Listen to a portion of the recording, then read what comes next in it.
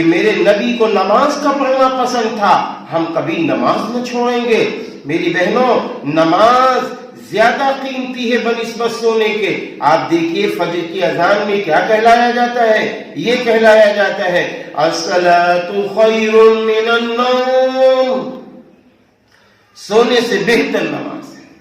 آپ بتائیے، میں آپ سے پوچھتا ہوں کہ اگر آپ کو نیند آ رہی ہے، آپ 10 بجے سوئی ہیں، آپ 11 بجے سوئی ہیں، آپ 12 بجے سوئی ہیں، آپ عشاء کے بعد سوئی ہیں، وہ آپ کی سوچ ہے، وہ آپ کا طریقہ ہے۔ اسلامی طریقہ یہ ہے اگر کوئی کام بڑا اہم و اچھا نہیں ہے تو آپ عشاء کی نماز پڑھ کر سو جائیے تاکہ تہجد نصیب ہو جائے۔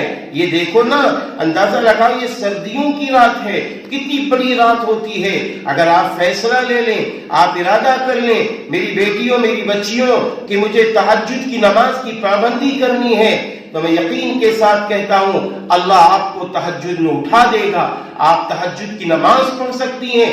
معلوم ہے کوئی انسان اس وقت تک ولی نہیں بن سکتا، قطب نہیں بن سکتا، ابدال نہیں بن سکتا جب تک وہ سنت نبوی فرائض کے ساتھ ساتھ نفلی نمازوں میں تہجد کی نماز کا پابند نہ ہو جائے۔ تہجد کی نماز کیسی نماز ہے؟ اپنی بات رکھنے کی نماز ہے، اللہ سے بات کرنے والی نماز ہے۔ تہجد کا وقت اتنا پیارا ہے۔ آپ کیا چاہتی ہیں؟